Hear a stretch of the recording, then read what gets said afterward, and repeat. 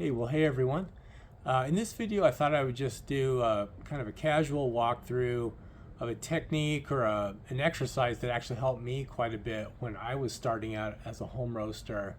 And what this entails is buying both the green version and roasted version of the exact same bean and using a really simple roasting technique to really focus on two fundamental roasting skills. And one is to identify roast level kind of on the fly, like looking at a roast as it progresses and saying, yeah, I'm there.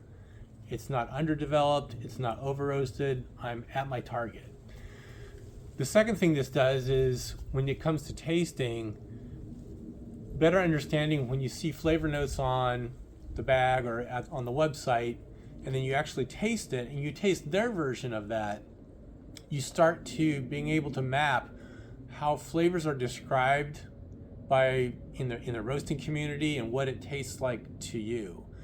So what I would recommend is you go, the next time you're going to buy coffee, you go to a site that sells both the green and roasted version of the exact same bean. I would say Happy Mug has the most variety, the most options, and they do a good job on like maybe medium light, medium.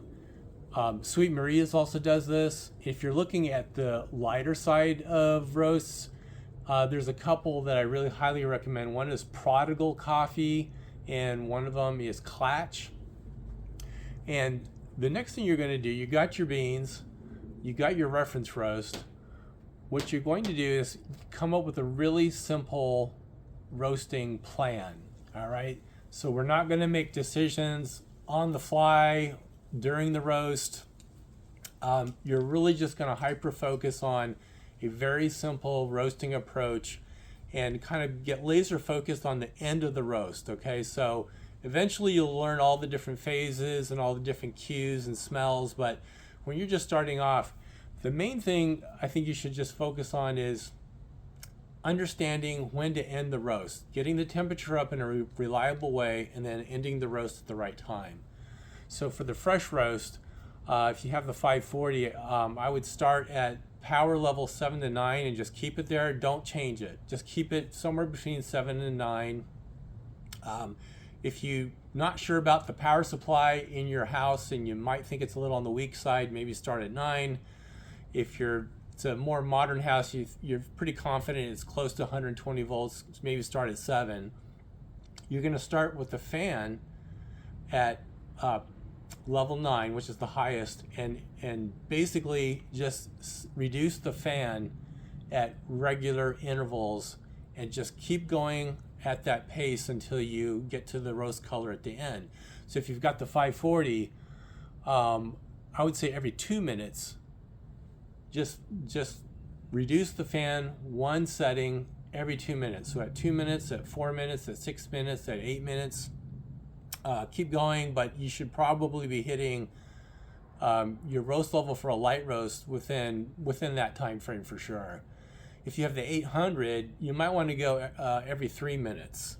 So at 3 minutes, at 6 minutes, at 9 minutes, each one of those time milestones, you're going to reduce your fan one setting. That's just because it tends to have larger batches.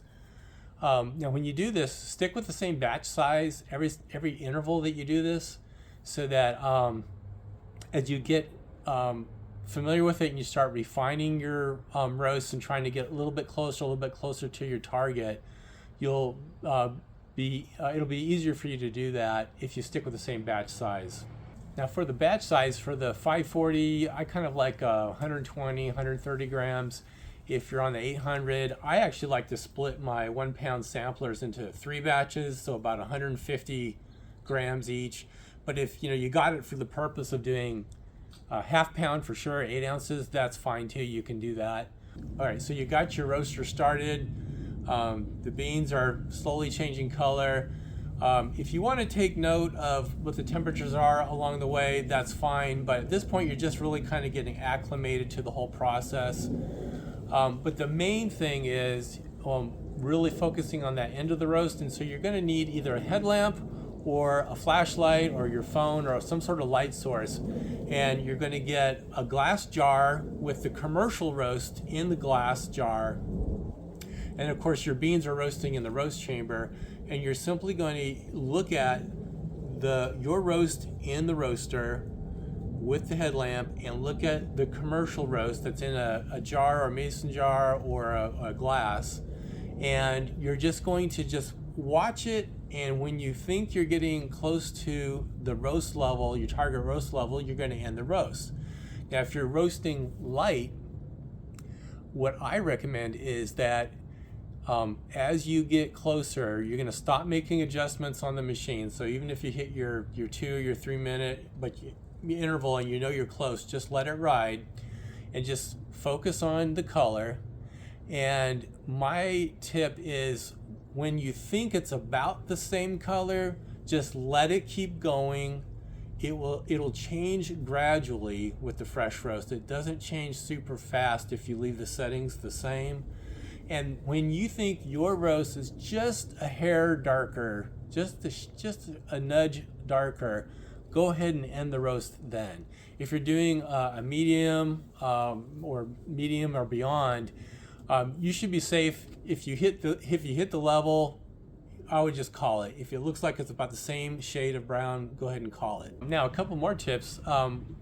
Before you start the roast, go ahead and weigh your beans. Try to get a fairly exact measurement down to the gram or tenth of a gram, and then weigh it at the end and get the % weight loss. And in the case of like Prodigal, for example, I emailed them. They were nice enough to provide me kind of their range for the weight loss for the bean I was working with.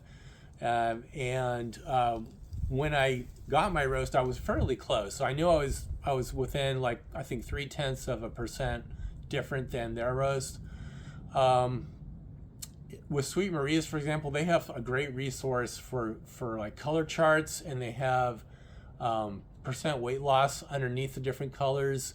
So if you buy a coffee from them and it says City Plus, you'll have a recommended % or an average % loss for that roast level, and that's actually a pretty helpful way to know, okay, the color looks about right, and my weight loss, try to get within 1% or 0.5% even, and that will tell you, I think I'm fairly close. Now they will taste different, and in my experience, the commercial roasts do taste better. They have better aroma, but you should be able to identify these are the same coffees and these are the same roast level, and they should both be enjoyable.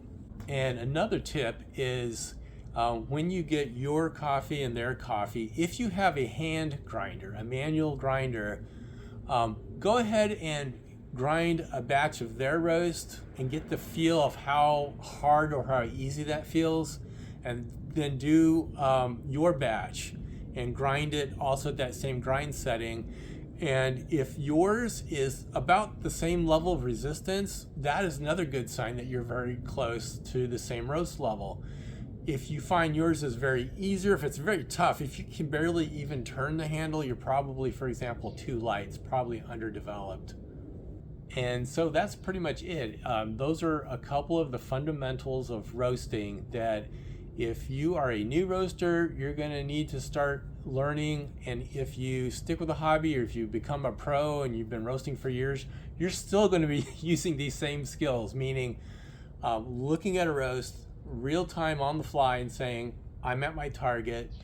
And then after the fact, assessing the roast and saying, am I there? What are these tasting notes? Am I underdeveloped? Am I baked? Do I have a lot of origin character here? Do I have a lot of roast character? So all these things were super helpful to me when I was starting out. Hopefully it will help you.